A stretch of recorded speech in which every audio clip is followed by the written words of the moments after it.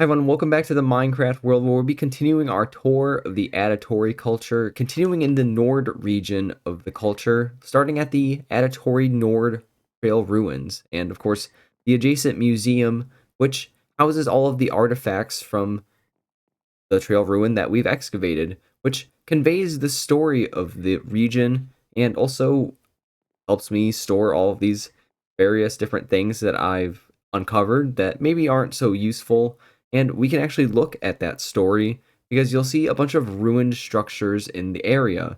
You'll see desert ruins and even some more cobblestone and jungle ruins, which kind of tells you jungle wood ruins to be specific, which kind of tells you that this area had a bunch of different eras of settlement, which may or may not have all collapsed at the same time, or maybe were successive reattempts to settle this area. But obviously, this area didn't last too long, and this trail ruin was actually honestly pretty difficult to excavate because well, it was really deep into the ground, and also there was a mountain nearby, so I had to excavate all of that to get the trail ruin excavated. But like all the other trail ruin sites in my Minecraft world, it's given us a lot of insight into the world and everything that's happened.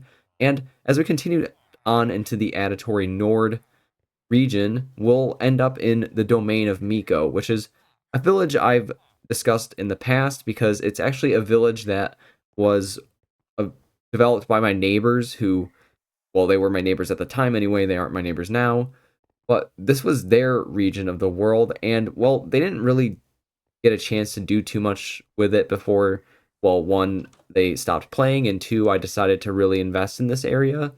So that's why this village is, well, in a kind of like a unimproved state. I didn't want to change too much of what they had done, like a lot of the other villages I've done.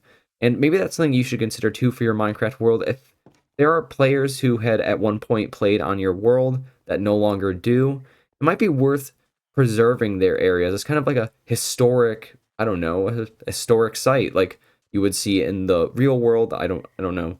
Like UNESCO World Heritage sites. These are places that don't change in your world because, well, they don't need to, and the people who once played no longer do, and keeping it as it was just remind you of a time when they were there. And moving on from the domain of Miko, well, is right next to it is the Kingdom of Redburd, which is really the seat of power for my, well, northern kingdom. Is, well, I guess this is what I'm trying to say is this is the seat of power for my northern empire, and I think that this area is one that has been one that I came up with in my dreams, I guess is what I wanted to say. When I'm sure if you play a lot of video games, maybe even Minecraft, that you might dream about them if you still record your dreams, which I do if you record them at all, I suppose. And you should do that because I think it's really awesome because sometimes you get really good ideas. Like this Minecraft village was what came to me in a dream as just basically a really narrow village that has just one main path and a bunch of houses on the side. And that's really what this area is. And you'll see with all these house designs, they're really big and they are really, well, they have a lot of beds in them. They're way more gigantic compared to regular villager houses, and I did want to change that up in this area because this village builds on a larger scale with its statues of each of the gods of this world's religion. And kind of relevant to that is this savanna that we're looking at right now. Well, this area actually does rain when it does rain in Minecraft anyway. That area does get rain, and normally the rest of the desert doesn't.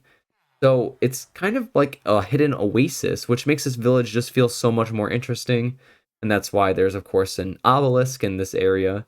And we'll see that I've mentioned this before, but there are houses to each of the default skins in my Minecraft world. And this is another location where there's one for an Explorers League, because right next to this village, as we'll walk towards it, well, actually, before we get there, look at all the wonderful villagers hanging out at the fountain.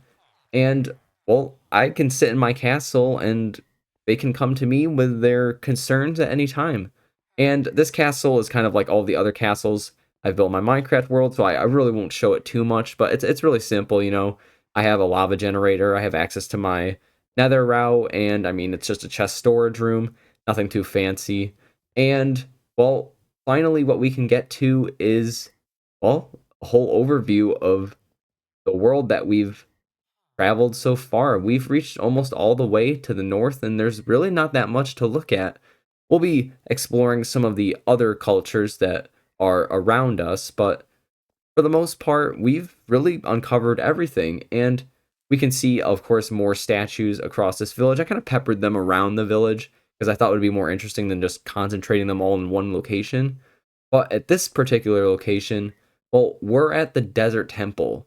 This is one of my largest projects in this Minecraft world, and maybe it's going to stay that way because honestly, it took a really long time to build. And I don't like to build things at too massive of a scale, but I built statues to each of the two primary gods of the Minecraft religion.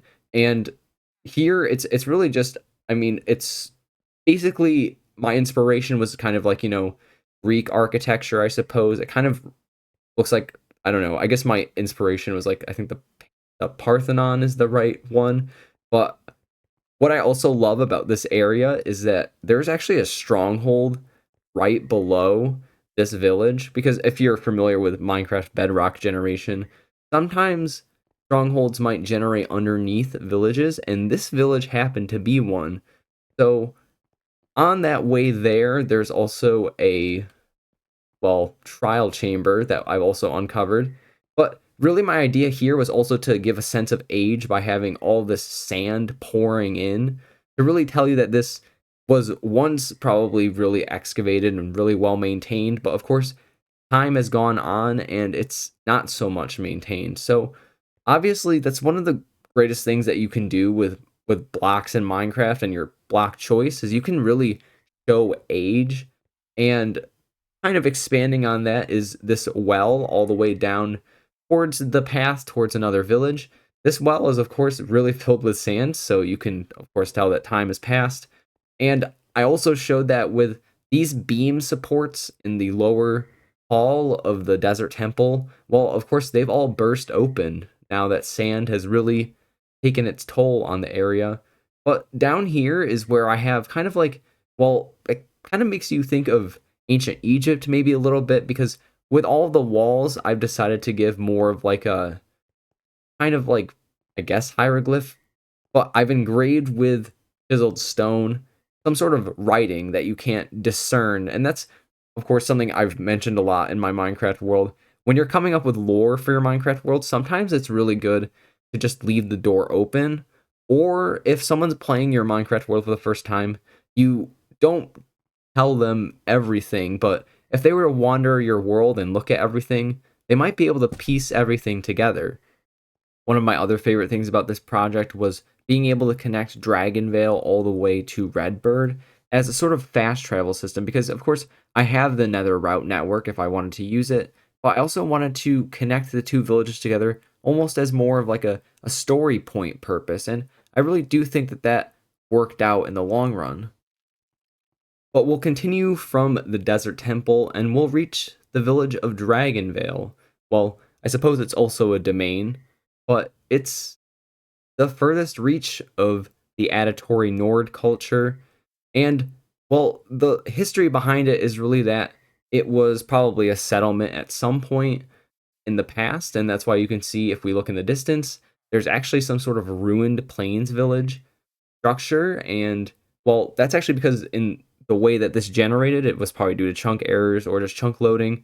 There was a really glitched village that generated here, and basically my plan for it was either to, you know, demolish it or try to salvage it, and I ended up choosing to salvage it, and there's like very few structures left. So what you're really seeing in this village basically constructed all by me. And since this village was purportedly spared from the worst of the Piglin invasion, they decided to copy that statue in the desert temple and place another one for the dragon god. And I also think that's interesting too because I chose to make it out of what's the block in the nether? Why can't I think of it? Whenever I'm on the spot, I can't think of things. That's just usually how it goes. It's quartz. That's the one. Quartz blocks. I chose to use quartz blocks because if the Piglin invasion was defeated, I mean, well, they probably have a pretty ample supply of quartz. So that seems like a very fitting block choice. And of course, this village looks very well improved. And like all of the villages in my Minecraft world, I really do like to make unique walls for each of them. So in this case, we chose to do something that was more like I think it's acacia wood, and stripped it. And I don't know if anyone else likes the design of stripped wood, but honestly, I do. And as we come to a close in the Minecraft world, we'll have, of course, a flyover tour of the whole area. And that really wraps up the Atta tori culture, which is, of course, the most predominant culture in my Minecraft world. And, well, this is the northern seat of that power. After the culture had split in two, they had deviated a little bit from each other, and the Atta tori Nord culture is definitely more focused on building ornate structures and maybe being a little bit more dense of a culture compared to the Atta tori Sud, which kind of reminds me of like the Roman Empire and Civ, which just settles everywhere. And I guess that's kind of what I'm doing. But I hope you've enjoyed, and I'll see you in the next video.